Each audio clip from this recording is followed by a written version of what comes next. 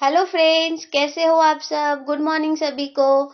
आज है 30 जनवरी। तो आज के जो भी चर्चित करंट अफेयर्स हैं, आज हम लोग उसके बारे में डिटेल से पूरी तरह जानेंगे। तो आज का क्लास शुरू करने से पहले आपको बता दूं कि अगर आपको वीडियो अच्छी लगे तो प्लीज लाइक और सब्सक्राइब कर दीजिएगा। और अगर आपको क्लास का पीडीएफ चाहिए तो आप मुझे टेलीग्राम चैनल पर करंट अफेयर्स बाय नेहा के नाम से सर्च करिएगा। और वहां जब लोगो आएगा तो आप उस पर क्लिक करके ज्वाइन कर लीजिएगा। वहां आपको सारे क्लास की पीडीएफ मिल जाएगी। तो चलिए आज का क्लास शुरू करते हैं। आज का विचार है कि सफलता चाहिए तो खुद को बस में रखो, दूसरों को नहीं। पहली बात तो कि अपने आप को नियंत्रित रखना बहुत जरूरी है। दूसरों को कुछ बोलने से कोई फायदा नहीं है कि आप ऐसा करो वैसा करो। आप अपने आप को नियंत्रित रखिए और अपने व्यवहार को अच्छा रखिए, तभी आप आगे बढ़ेंगे। चलिए इसी सोच और विचार के साथ आज का क्लास शुरू करते हैं। आज का पहला क्वेश्चन है, किस देश की नेशनल असेंबली ने 15 वर्ष से कम आयु के बच्चों को सोशल मीडिया से प्रतिबंधित करने वाला एक ऐतिहासिक विधेयक पारित किया है। तो देखिए, ये विधेयक फ्रांस के द्वारा पारित किया गया है, जहां 15 वर्ष से कम आयु के जो बालक हैं, यानी कि बच्चे जो हैं, उनके लिए सोशल मीडिया प्रतिबंधित कर दिया गया है। और इससे पहले ऑस्ट्रेलिया ने भी 16 वर्ष से कम उम्र के बच्चों के लिए ये प्रतिबंधित कर दिया था। और ये क्यों प्रतिबंधित किया गया? क्योंकि जो cyber cyber bullying cyber bullying और जो साइबर खतरा है वो बच्चों को काफी होता है। और जो गेमिंग है, सोशल मीडिया है, उन सब पर बच्चों को काफी खतरा हो सकता है और उनके भविष्य को खतरा हो सकता है। इसीलिए ये सबको रोकने के लिए ये प्रतिबंध फ्रांस के द्वारा लगाया गया है, ताकि इससे यह विधेयक डिजिटल जीवन को विनियमित किया जा सके, यानी कि नियंत्रित किया जा सके, और आने वाले बच्चों की जो भविष्य है उसको अच्छा और कल्याणकारी बनाया जा सके। इसीलिए ऐसा एक विधेयक फ्रांस में पेश किया गया। फ्रांस के राष्ट्रपति कौन है? राष्ट्रपति, तो यहाँ के जो राष्ट्रपति हैं वो हैं इमैनुअल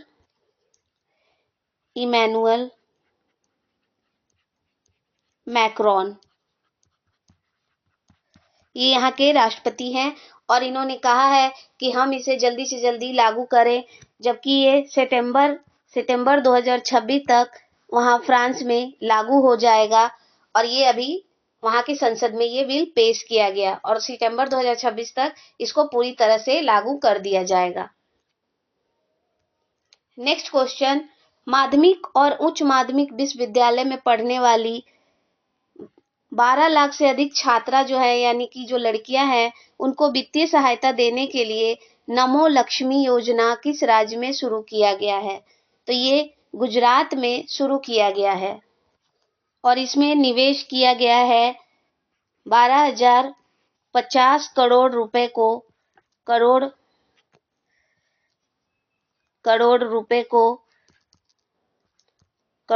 को निवेश किया गया, ताकि इनको वित्तीय सहायता दिया जा सके। वित्त वर्ष जो है, फाइनेंशियल ईयर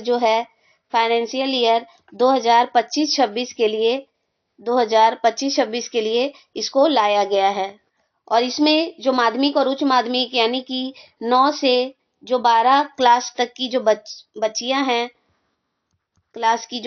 हैं, उनके लिए ये 4 वर्षों के लिए प्रोग्राम है। और 4 वर्षों में इन्हें, जो लड़कियां हैं, लड़कियों को 4 वर्षों के लिए, यानी 4 वर्षों के अंदर इनको 50,000 रुपए दिए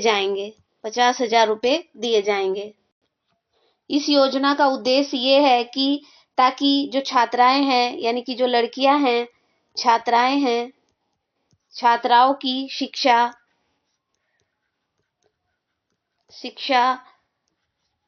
किशोर की जो स्वास्थ्य होते हैं, यानी कि जो किशोरियों की स्वास्थ्य है उसको सुधारा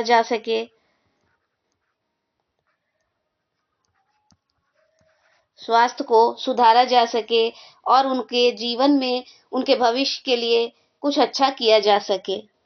और उनको वित्तीय सहायता इसलिए दिया जा रहा है, वित्तीय सहायता इसलिए दिया जा रहा है ताकि वो शिक्षा को जारी रख पाएं। ऐसा काफी बार होता है कि 10th होने के बाद ही लड़कियों की शादी हो जाती है, तो वो अपनी शिक्षा को कंटिन्यू नहीं कर पाती हैं, तो इसी को बढ़ावा देने के लिए ये योजना लाया गया है।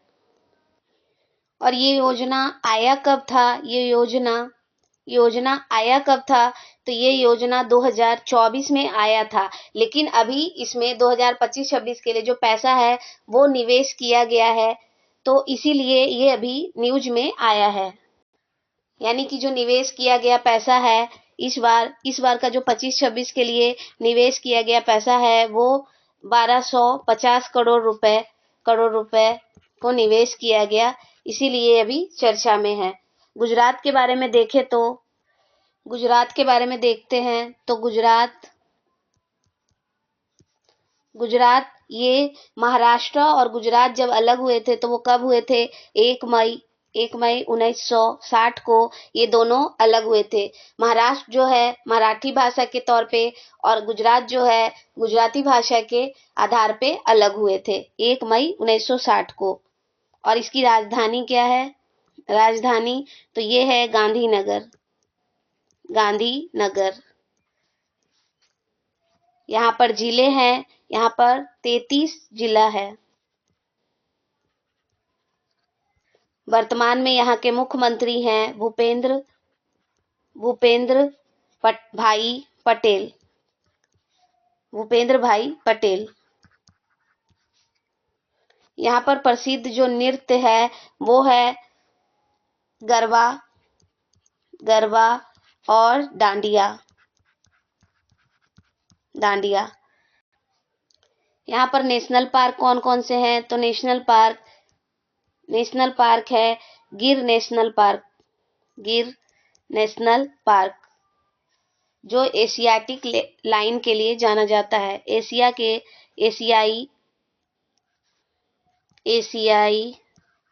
एशियाई शेरों के लिए जाना जाता है। यहाँ की प्रमुख नदियों को देखें तो नर्मदा, ताप्ती और साबरमती, माही, ये सब यहाँ प्रमुख नदियां हैं। यहाँ के ऐतिहासिक स्थल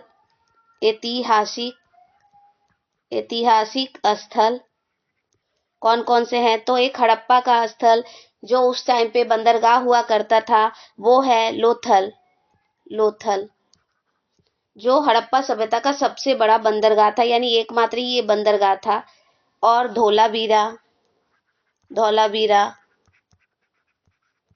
धौलावीरा साबरमती आश्रम जिसकी स्थापना गांधी जी के द्वारा किया गया था।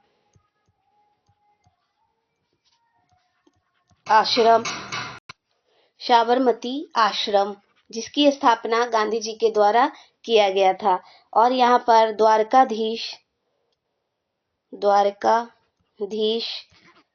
द्वारिकाधीश मंदिर भी यहीं पर है। गुजरात को पेट्रो राजधानी भी कहा जाता है। क्योंकि यहाँ पेट्रोलियम की उत्पादन जामनगर में काफी होता है। राजधानी इसको कहा जाता है पेट्रो राजधानी। यहाँ के प्रथम जो मुख्यमंत्री थे, फर्स्ट जो यहाँ के सीएम थे वो थे जीवराज मेहता। यहाँ पर विधानसभा में कितनी सीट है? तो 182 सीट है यहाँ पर। और लोकसभा को देखें, लोकसभा में यहाँ 26 सीटें हैं। राज्यसभा में देखें तो यहाँ 11 सीटें हैं। तो चलिए अब आगे बढ़ते हैं। हाल ही में किस राज्य ने BNHS के साथ गंभीर रूप से लुप्तप्राय गिद्ध संरक्षण पर प्रजनन कार्यक्रम के लिए MOU पर हस्ताक्षर किया है? तो ये झारखंड की सरकार के द्वारा ये साइन किया गया है। तो ये झारखंड सरकार के द्वारा किया गया है। BNHS का फुल फॉर्म क्या है? तो इसका फुल फॉर्म है बॉम्बे नेचुरल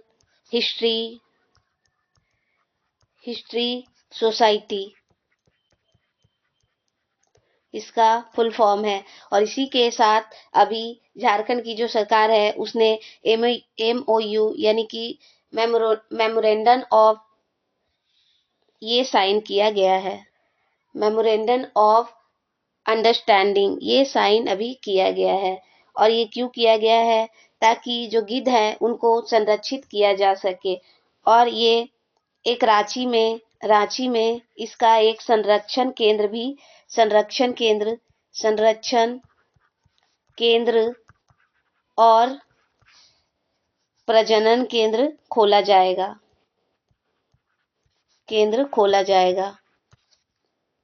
और कौन से गिद्धों के लिए ये खोला जाएगा?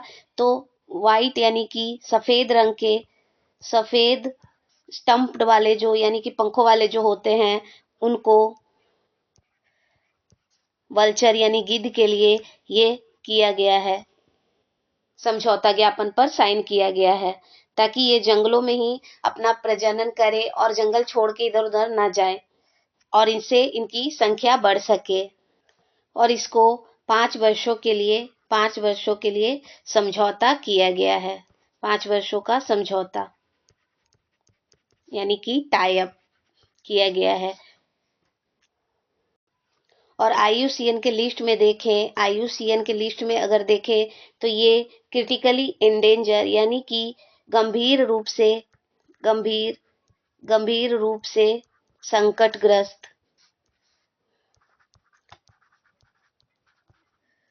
संकटग्रस्त ये प्रजाति है यानी कि क्रिटिकली इंडेंजर के लिस्ट में ये आते हैं। गिद्धों की संरक्षण केंद्र को और भी कई जगह पर स्थापित किया गया है तो उसके बारे में भी हम लोग देख लेते हैं। जैसे कि पिंजौर हरियाणा में भी ये खुला हुआ और ये सबसे पहला और मुख्य केंद्र है। इसके बाद राजा भात खावा ये पश्चिम बंगाल का एक जगह है। वहां पर भी एक प्रजनन केंद्र खुला हुआ है। और रानी एक जगह असम में वहां पर भी एक प्रजनन केंद्र खुला गया है ताकि इनकी संरक्षण की जा सके। अभी नया जो अगर हाल फिलहाल में देखें तो भोपाल यानी कि MP मध्य प्रदेश में भी एक संरक्षण केंद्र का काम चल रहा है। और अभी हाल ही में यूपी के महाराजगंज में भी एक संरक्षण केंद्र बनाया जा रहा है। ये संरक्षण केंद्र क्यों बनाया जा रहा है? क्योंकि इनकी संख्या दिन पर दिन खत्म हो रहा है और इनकी विशेषताएं ये है कि ये जो जैसे कि कोई जानवर या पशु की डेथ हो जाए तो उनको ये खाकर हमारे पर्यावरण को स्वच्छ करते हैं। तो ये हमारे पर्यावरण के लिए भी काफी जरूरी है, इसीलिए इनको बचाना हमारा कर्तव्य बनता है। इसीलिए हम लोग इतने सारे संरक्षण और प्रजनन केंद्र स्थापित कर रहे हैं। चलिए, आई होप आप लोग समझ गए होंगे। हम लोग आगे चलते हैं। गल्फ फूड 2026 दुनिया का सबसे बड़ा वैश्विक खाद्य और पेय व्यापार प्रदर्शनी कहाँ आयोजित किया गया है?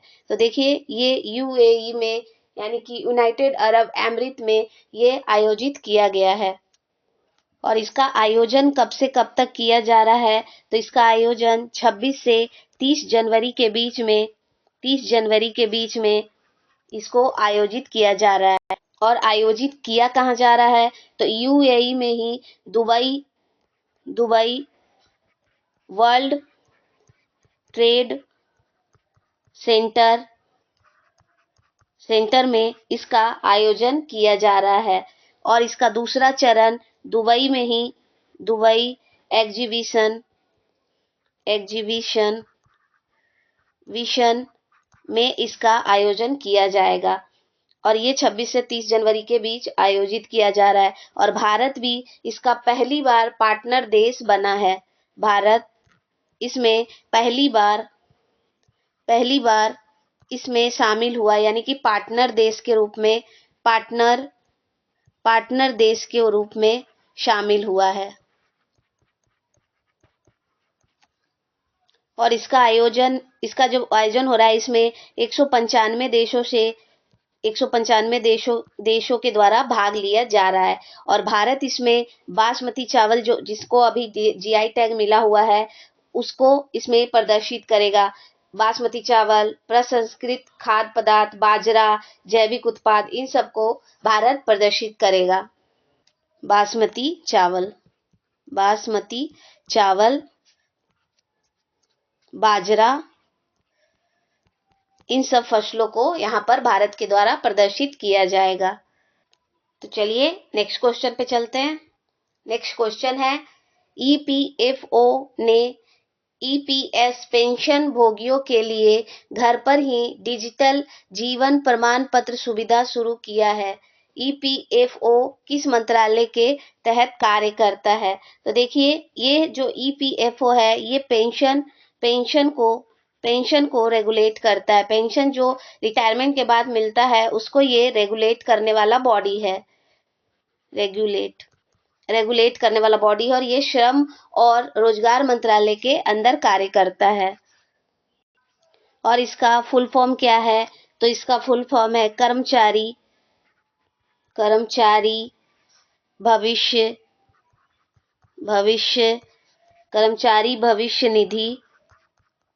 निधि संगठन। और इसने किसके साथ मिलके ये शुरू किया है? तो ये इंडिया पोस्ट पेमेंट बैंक के साथ मिलके इसको शुरू किया गया है। इसमें क्या होगा? तो इसमें लोगों के घर पर ही जाकर प्रमाण पत्र दिया जाएगा। जो जीवन प्रमाण पत्र होता है, जीवन प्रमाण पत्र ये दिया जाएगा।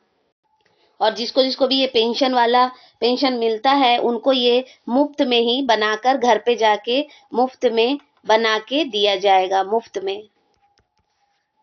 और पोस्ट ऑफिस के जो कर्मचारी हैं, पोस्टल जो कर्मचारी हैं, वो घर पर ही जाएंगे, उनको कहीं जाने की जरूरत नहीं है। जो पेंशन भोगी हैं, उनको कहीं जाने की जरूरत नहीं है। पोस्टल जो कर्मचारी हैं, वो घर पर ही आके उनका जीवन प्रमाण पत्र बना के उनको देंगे। और यहाँ पर उनका फिंगरप्रिंट और जो उनका फेस रिकॉग्नाइज है, वो करेंगे, फेस डिटेक्शन करेंगे, यानी कि फेस का ऑथेंटिकेशन जो होता है वो करेंगे। और उनका बायोमेट्रिक यानी कि फिंगरप्रिंट लिया जाएगा, उनका फिंगरप्रिंट लिया जाएगा। और इससे बुजुर्ग और जो बीमार पेंशन भोगी हैं, उनको इससे काफी लाभ मिलेगा। और उनको किसी डाक या ईएफओ का जो ऑफिस होता है, वहां जाने की जरूरत नहीं है। और ये देखें, ईपीएस क्या है, तो इसके बारे में भी देख लेते हैं। तो इसका फुल फॉर्म है कर्मचारी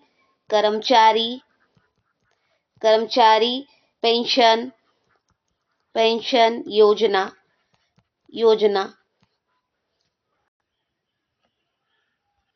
और ये शुरू कब किया गया था?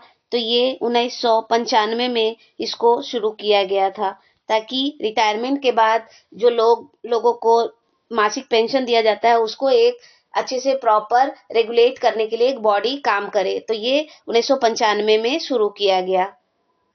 और अब ये जब डिजिटल जीवन प्रमाण पत्र जब सुविधा आएगा, यानी कि जब उनको दिया जाएगा और खुद जमा करवाया जाएगा पोस्टल कर्मचारियों के द्वारा, तो ये जो लंबी लंबी कतारों में बुजुर्गों को लगना पड़ता है, उनसे इनको छुटकारा मिलेगा। नेक्स्ट क्वेश्चन, मणिपुर की किस फिल्म को बाफ्टा 2026 में सर्वश्रेष्ठ बाल एवं पारिवारिक फिल्म श्रेणी के लिए नामांकित किया गया है? तो देखिए, ये फिल्म जो है, ये इसका नाम है बॉन्ग। इसी के लिए अभी बाफ्टा में इसको नॉमिनेट किया गया है। नॉमिनेट, अभी अवार्ड मिला नहीं है, सिर्फ नॉमिनेट किया जाता है पहले, और 22 फरवरी तक ये नॉमिनेशन चलता रहेगा। उसके बाद फिर जिस भी फिल्म को उसमें कंपटीशन में वो जीत जाएंगे, उस फिल्म को ये अवार्ड दिया जाता है। तो अभी जो सर्वश्रेष्ठ बाल एवं पारिवारिक फिल्म है, उसमें इस फिल्म को नॉमिनेट किया गया है। और ये फिल्म जो है एक छोटे से बालक के ऊपर बेस्ड है, जो अपनी माँ को एक गिफ्ट देना चाहता है, और वो गिफ्ट है उसके पापा को, जो उनसे दूर रहते हैं, उनको वापस लाना। और इस फिल्म को ये मणिपुर की फिल्म है। मणिपुर मणिपुर की ये फिल्म है। और इस फिल्म की भाषा क्या है? भाषा, तो ऑब्वियस सी बात है कि जो ये मणिपुर की फिल्म है, तो ये मणिपुरी भाषा होगा। यहाँ पर मणिपुरी इसमें भाषा है। इसके निर्माता कौन है? तो इसके निर्माता हैं फरहान अख्तर। तो फरहान अख्तर को आप लोग जानते होंगे, जिंदगी न मिलेगी दोबारा में, उस फिल्म में ये एक्टर थे। और एक और है रितेश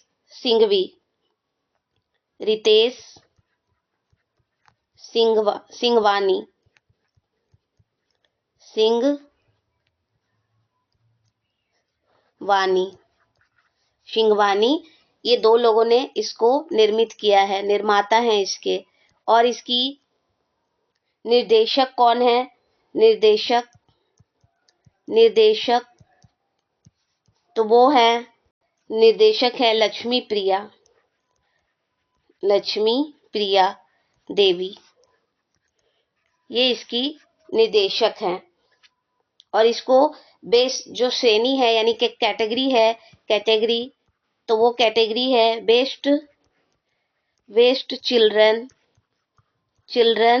एंड फैमिली फिल्म, इस कैटेगरी में इसको नॉमिनेट किया गया है। और इस अवार्ड का आयोजन कब होगा? तो अभी मैंने आपको बताया कि 22 फरवरी 2026 को ये आयोजित किया जाएगा। और कहाँ किया जाएगा? तो ये लंदन में इसका आयोजन किया जाएगा। और लंदन कहाँ? यूनाइटेड किंगडम, यानी कि ब्रिटेन में। और ये फिल्म जो है ये 2024 में रिलीज हुई थी।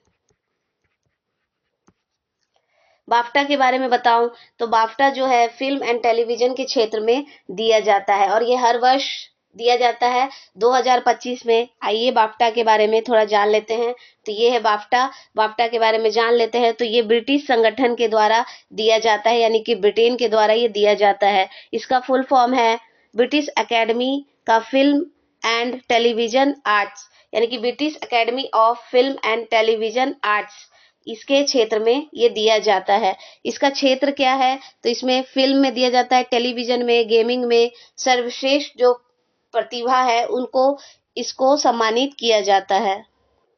और इसका आयोजन हर वर्ष इसको आयोजन किया जाता है। और 79th वाला जो 2026 में आयोजित होगा, उसी में अभी नॉमिनेट हुआ है ये फिल्म। और हर वर्ष ये लंदन में आयोजित होता है। इस अवार्ड को जो ऑस्कर अवार्ड है उसके समकक्ष माना जाता है, यानी कि उसी के बराबरी इसको दर्जा दिया जाता है। इसकी स्थापना 1947 में हुआ था।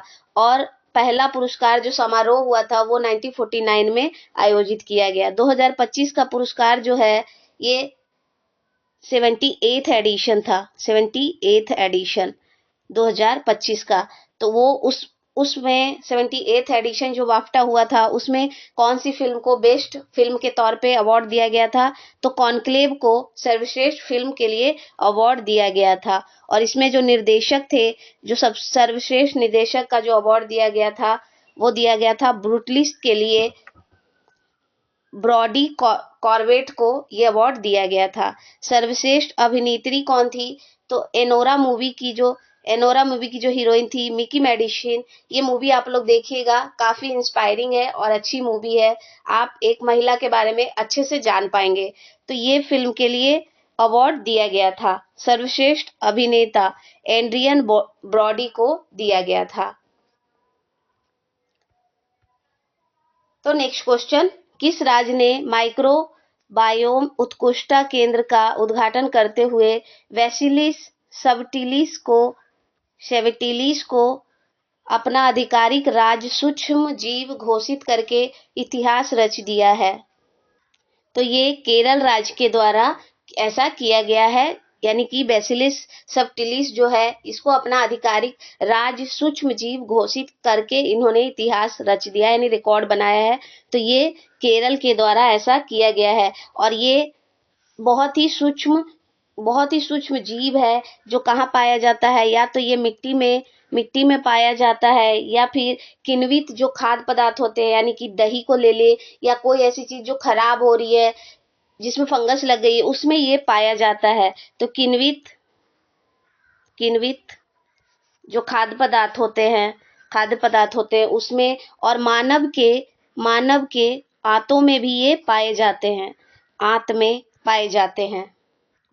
और इससे लाभ ये है कि ये आनुवांशिक जो क्षमता हमारे अंदर होता है उसको ये प्रोबायोटिक लाभों से ये भरपूर होता है, इसीलिए इसे घोषित किया गया है। और चिकित्सा के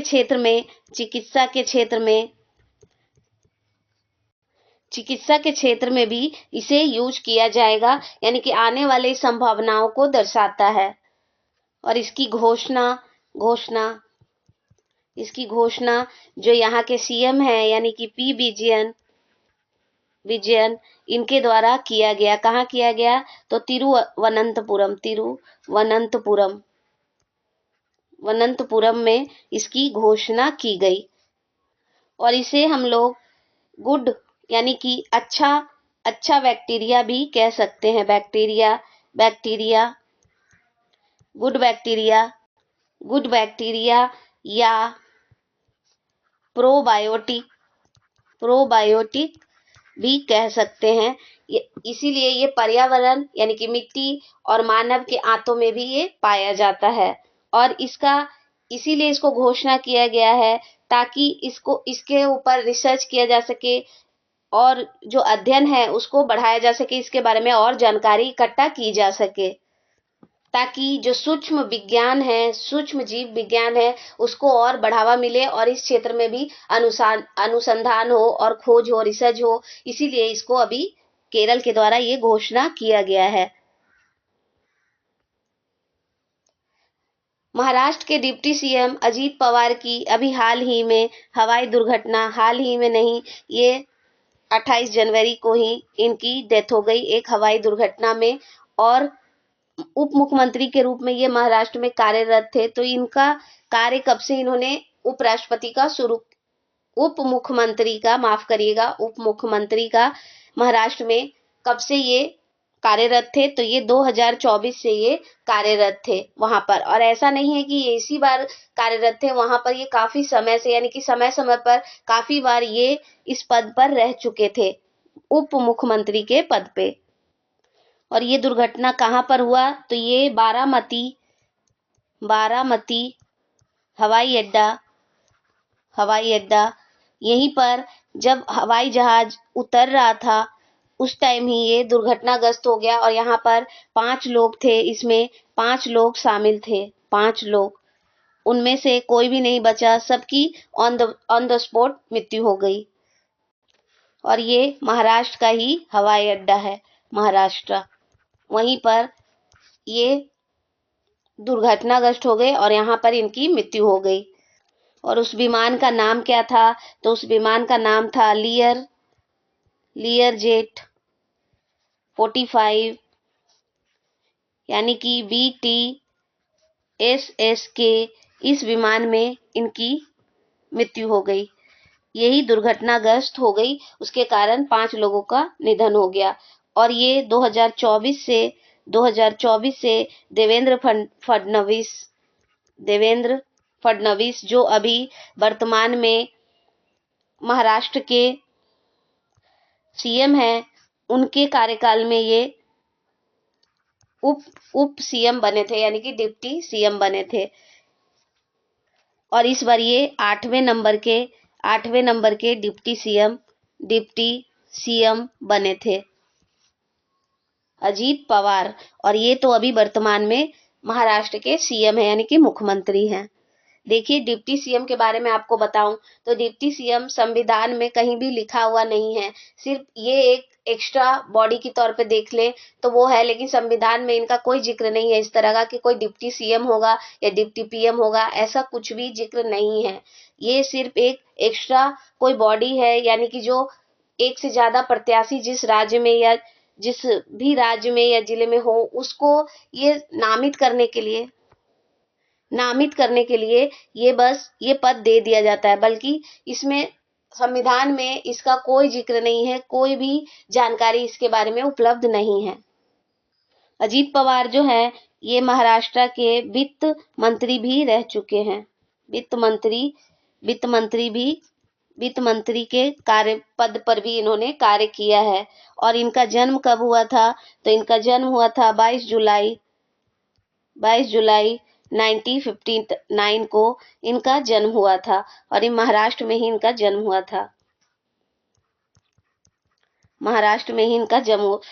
था। महाराष्ट्र के सबसे लंबे समय तक सबसे लंबे समय के लिए ये वहां पर डिप्टी सीएम रह चुके हैं। डिप्टी सीएम रह चुके हैं। तो ये काफी दुखद एक घटना अभी 28 जनवरी को ही घटित हुआ है। चलिए आगे बढ़ते हैं। अंतरराष्ट्रीय डाटा गोपनीयता दिवस किस दिन मनाया जाता है? तो ये 28 जनवरी को मनाया जाता है। और ये कब से मनाया जा रहा है? तो ये 2006 से शुरू हुआ था मनाना, और इसको किसने यूरोपियन यूनियन है उसके द्वारा ये साइन करवाया गया था विश्व के तौर पे, और इसमें 108 लोगों ने साइन किया था उस टाइम, और ये तभी से शुरू हुआ। और ये बाध्यकारी है, बाध्यकारी एक अंतरराष्ट्रीय संधि है।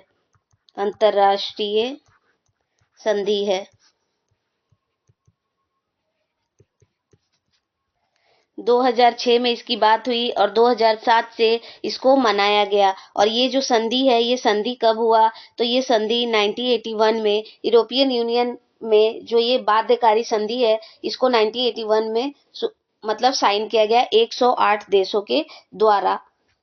और इसका उद्देश्य क्या है? ताकि डिजिटल युग में व्यक्तिगत डेटा को सुरक्षित रखा जा सके, उनकी गोपनीयता और जो निजी जिंदगी है उसको सुरक्षित रखा जा सके, इसीलिए इसको मनाया जाता है।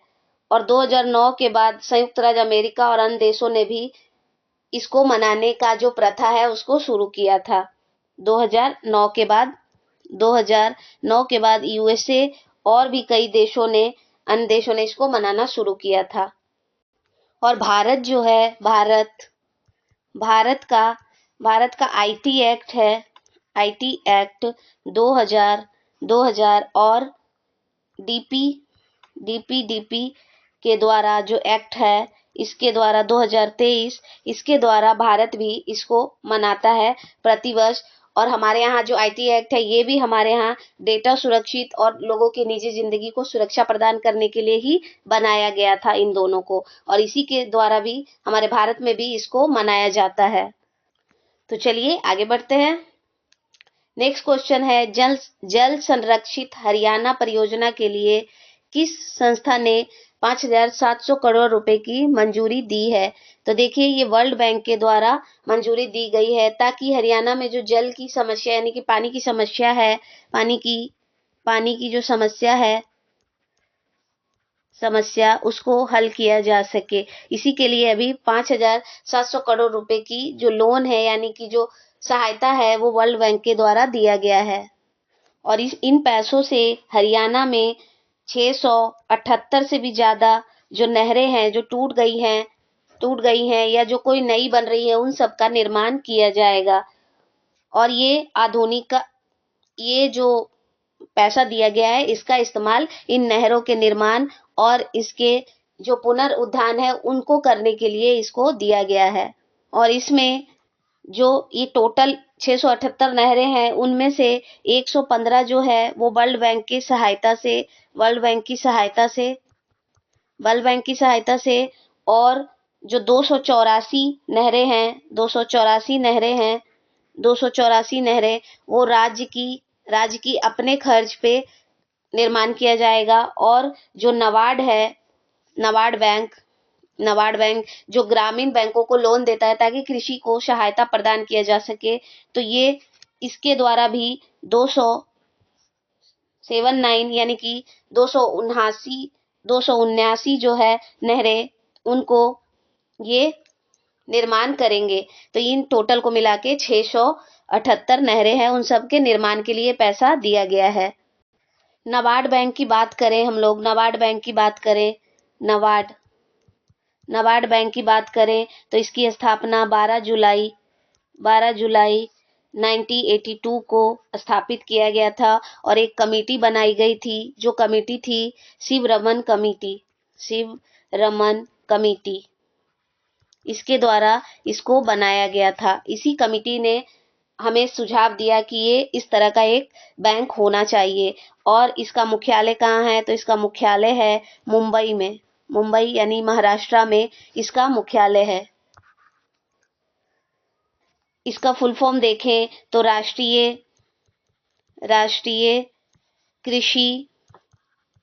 कृषि और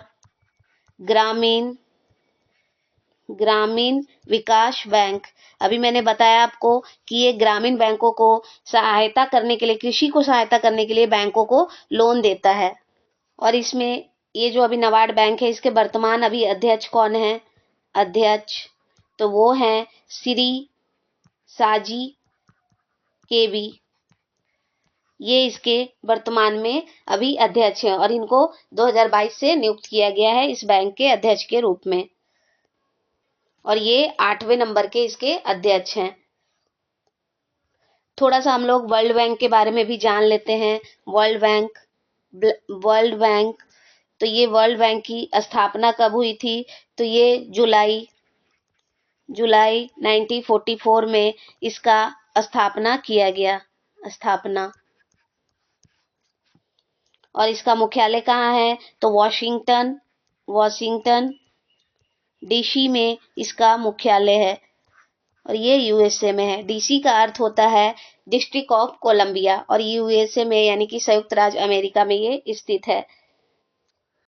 और इसमें सदस्य देश कितने हैं? सदस्य देश कितने हैं?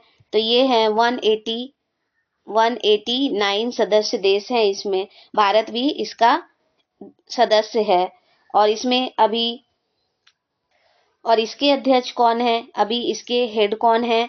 तो इसमें इसके हेड हैं अजय बांगा, जो भारत से भी इनका संबंध है और ये भारत अमेरिकी हैं, यानी कि भारतीय अमेरिकी व्यवसायी हैं, यानी कि व्यापारी हैं। और इसका उद्देश्य क्या है? इस बैंक का उद्देश्य क्या है? तो इस बैंक का उद्देश्य यही है कि जो विकासशील देश हैं, देशों की लंबी अवधि के जो कर्ज है यानी कि ऋण है, वो नीति सलाह और तकनीकी सहायता देना ही इसका कार्य है। यानी कि अगर मोटे तौर पे देखें तो ये एक ऋण यानी कि कर्ज देने वाली संस्था है, जो एक लंबे टाइम पीरियड के लिए ये देती है, ताकि आप धीरे धीरे पैसा रिटर्न करें और आपका जो निर्माण कार्य चल रहा है वो भी चलता रहे। तो चलिए आगे बढ़ते हैं। नेक्स्ट है शहीद दिवस किस दिन मनाया जाता है? तो देखिए शहीद दिवस जो है ये वर्ष में 2 बार मनाया जाता है। एक तो जो 30 जनवरी को मनाया जाता है, ये महात्मा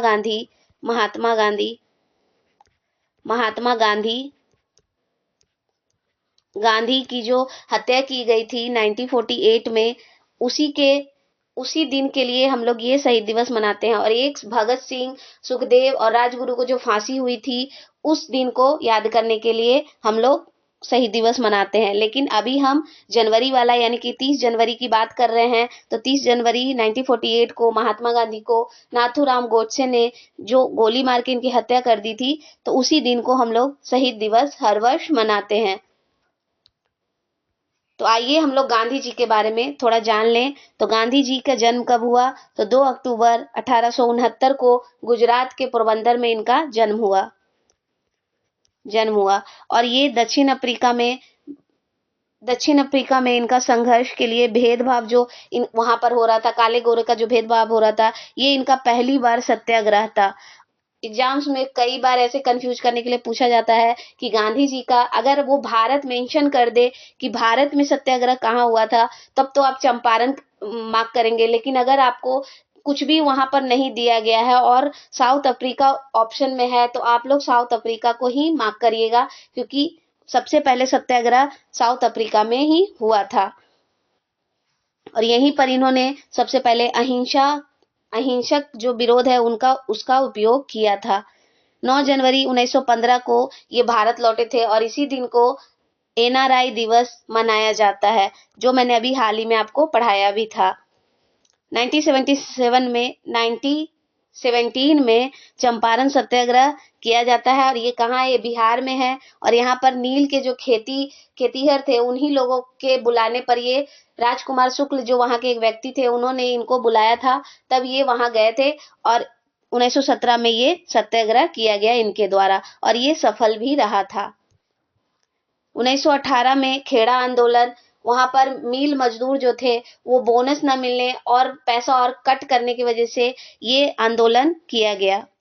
असहयोग आंदोलन की बात करें तो असहयोग आंदोलन 1920 से 22 के बीच में चला, लेकिन चौरा चौरी कांड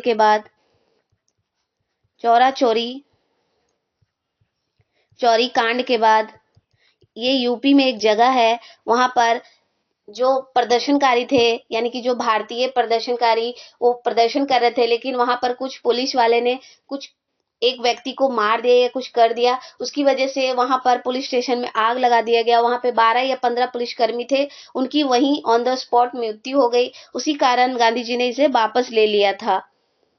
इनके द्वारा 1930 में दांडी मार्च किया गया और नमक सत्याग्रह किया गया। और ये जो नमक सत्याग्रह है इसको आप हल्के में मत लीजिए। नमक सत्याग्रह का ये भी मतलब है कि अगर एक कानून आपको मना कर रही है कि आप इसके बारे में आप खुद नमक नहीं बना सकते, आप हम ही लोग से नमक खरीदे, हम ही आपके देश में रहेंगे और हम ही आपके देश के सारे संसाधन का यूज करेंगे, तो इसके विरोध में गांधी जी ने ये बना के एक नमक कानून तोड़ा कि हम भी नमक बना सकते हैं और इस देश की जो संसाधन है उस पे हमारा अधिकार है, ना कि आपका। तो ये 1930 में दांडी मार्च एक यात्रा की गई थी। 1942 में भारत छोड़ने के लिए मजबूर किया गया भारत छोड़ो आंदोलन के द्वारा, और ये आखिरी ऐसा आंदोलन हुआ जिसके बाद अंग्रेज भारत से चले गए और 1947 में हमारा देश आजाद हो गया। 1914 में दक्षिण अफ्रीका में पहली बार इनको महान आत्मा यानी कि महात्मा का इनको उपाधि दिया गया। 1930 में 30 जनवरी 1948 को नाथूराम गोडसे ने नई दिल्ली में इनकी हत्या कर दी। बिरला भवन में जो दिल्ली में स्थित है वहां पर इनकी गोली मार के हत्या कर दी और इसी दिन को हम लोग मार्क करने के लिए शहीद दिवस मनाते हैं। गांधी जी द्वारा कुछ पुस्तकें देख लीजिए, क्योंकि यही ज्यादातर एग्जाम्स में यही क्वेश्चन आते भी हैं। तो सत्य के प्रयोग इनके द्वारा लिखा हुआ एक किताब है। हिंद स्वराज, दक्षिण अफ्रीका में सत्याग्रह का इतिहास भी इन्होंने लिखा।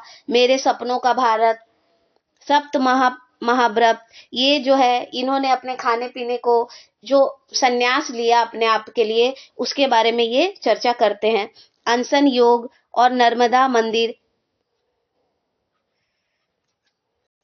नर्मदा नहीं यरवदा है ये, यरवदा जेल में इन्होंने ये जो पत्र लिखे उसको ये नाम दिया गया। तो ये यरवदा जेल से इन्होंने जो पत्र लिखे और अन्न शक्ति योग जो इन्होंने जो खाने पीने को नियंत्रित किया अपने लिए, उसके बारे में जब इन्होंने पत्र लिखा उसी के बारे में ये है। तो यू नेवर नो कि हो सकता है कभी एग्जाम्स में ये क्वेश्चन बन जाए, तो इसीलिए मैंने ये यहाँ पर लगा दिया है। अगर इनके द्वारा चलाए गए पत्रिका के बारे में देखें तो यंग इंडिया ये साप्ताहिक पत्र था जो सप्ताह में एक बार रिलीज होता था, इनके द्वारा ही चलाया गया। देखिए यंग इंडिया, मैंने जब आपको लाला लाजपत राय भी पढ़ाया था तो उनकी एक किताब है यंग इंडिया, और ये एक साप्ताहिक पत्र है जो गांधी जी के द्वारा चलाया गया। तो आप ऑप्शन में ध्यान पे देखिएगा कि अगर आप लोग ये देखें कि वहां अगर किताब की बात कर रहा है या पत्रिका की बात कर रहा है, तो आप लोग केयरफुल रह के आंसर करिएगा। हरिजन इनके द्वारा चलाया गया पत्रिका है, हरिजन बंधु, हरिजन सेवक, इंडियन ओपिनियन, इनके द्वारा चलाए गए कुछ पत्रिका हैं। तो आज का क्लास यहीं तक। Thank you for watching. फिर मिलेंगे अगले क्लास में। और मैं तो यही कहूंगी कि आप लोग प्लीज अपने नोट्स बना लीजिए, ताकि आप लोगों को एग्जाम्स के टाइम पे 10 जगह भटकना ना पड़े और आपका अपना करंट अफेयर्स का नोट्स आपके पास रहे। तो चलिए आज का क्लास यहीं तक रखते हैं। Thank you for watching. अगर आपको क्लास का पीडीएफ चाहिए तो आप मुझे टेलीग्राम चैनल पर फॉलो भी कर सकते हैं। टेलीग्राम चैनल पर आप जाके सर्च करेंगे करंट अफेयर्स बाय नेहा, तो वहां पर मेरा जो चैनल का लोगो है वो आ जाएगा और आप लोग वहां जाके ज्वाइन कर लीजिएगा। चलिए ठीक है, बाय।